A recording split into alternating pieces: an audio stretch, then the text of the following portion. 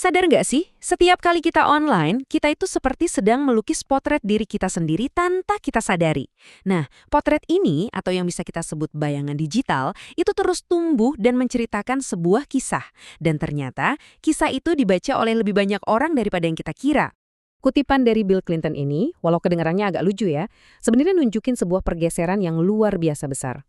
Dulu, internet itu kan ruangnya eksklusif banget buat segelintir orang. Sekarang, semua orang, bahkan katanya kucing pun, bisa punya halaman publiknya sendiri. Dan setiap halaman itu, ya, meninggalkan jejak. Nah, ledakan data online ini akhirnya menciptakan sebuah tantangan baru yang sangat serius. Coba bayangkan deh, Anda itu sebuah perusahaan yang lagi cari orang yang tepat. Lautan informasi tentang calon karyawan ini di satu sisi bisa jadi aset, tapi di sisi lain bisa jadi ladang ranjau yang berbahaya. Seberapa besar sih ledakannya? Coba lihat angka ini. 566%. Itu lonjakan penggunaan internet global cuma dalam 12 tahun loh.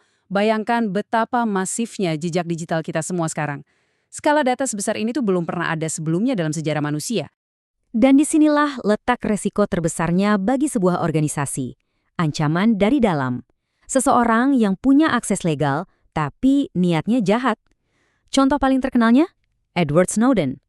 Kasusnya itu bukti nyata bahwa hanya butuh satu orang untuk menyebabkan kerusakan yang masif. Inilah yang membuat proses penyaringan jadi sangat-sangat krusial. Jadi, gimana caranya perusahaan menavigasi ladang ranjau digital ini? Jawabannya ada pada satu praktik yang sekarang makin umum dilakukan. Namanya cyber vetting. Oke, mari kita bedah sama-sama apa sih sebenarnya ini? Sederhananya gini deh, bayangkan pengecekan latar belakang yang tradisional, tapi sekarang diperluas ke dunia maya. Jadi, cyber vetting itu adalah proses melihat jejak digital publik seseorang buat mendapatkan gambaran yang lebih utuh tentang siapa mereka sebenarnya. Terus kenapa sih perusahaan repot-repot melakukan ini? Ini bukan sekedar iseng atau kepo loh, mereka perlu mastiin apa yang tertulis di CV itu beneran, menilai cocok nggaknya kandidat dengan budaya kerja, dan yang paling penting, melindungi diri mereka dari ancaman orang dalam dan potensi masalah hukum di masa depan. Jadi bagaimana sebetulnya proses ini berjalan?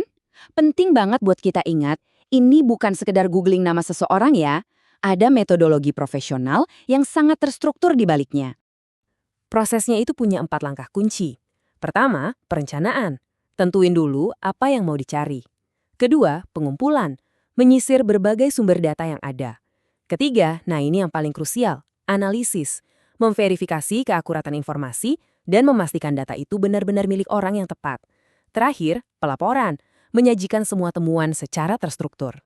Seberapa sering sih proses ini menemukan sesuatu? Ternyata lumayan sering. Sebuah studi menemukan kalau hampir sepertiga, tepatnya 31,5%, subjek yang diperiksa itu punya informasi online yang berpotensi merugikan.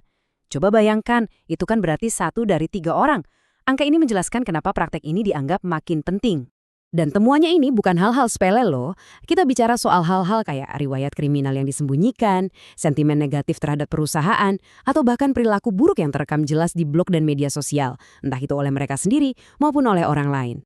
Tentu saja, praktik ini langsung membawa kita ke sebuah pertanyaan besar yang rumit banget. Di mana sih kita harus menarik garis batas antara kebutuhan keamanan perusahaan dan hak privasi seorang individu?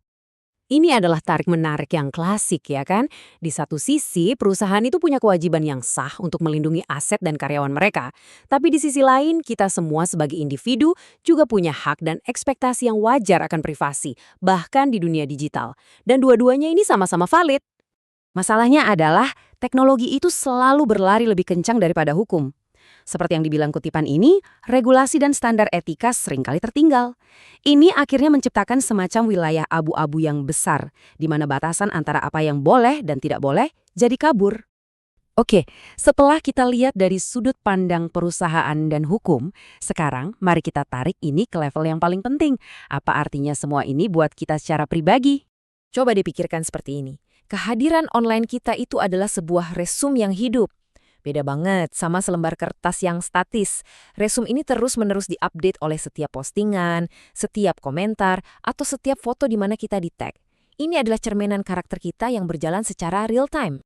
Dan perlu diingat, bayangan digital ini bukan cuma soal apa yang Anda posting. Ini adalah gabungan dari semua informasi publik tentang Anda. Apa kata orang lain, catatan publik, berita, bahkan foto yang di-tag oleh teman. Ini seperti sebuah mosaik yang sebagian besar potongan-potongannya ada di luar kendali langsung kita. Lalu solusinya apa dong? Poin kuncinya itu bukan untuk bersembunyi atau menghapus diri kita sepenuhnya dari internet. Itu hampir mustahil. Kuncinya adalah kesadaran. Sadar bahwa semua aktivitas online kita, sengaja atau tidak, sedang membangun sebuah narasi publik tentang diri kita. Jadi, saya ingin menutup pembahasan kita kali ini dengan satu pertanyaan untuk kita renungkan bersama. Kalau bayangan digital Anda adalah sebuah resume publik yang bisa dibaca siapa saja, kapan saja, kira-kira kisah seperti apa yang sedang Anda ceritakan tentang diri Anda?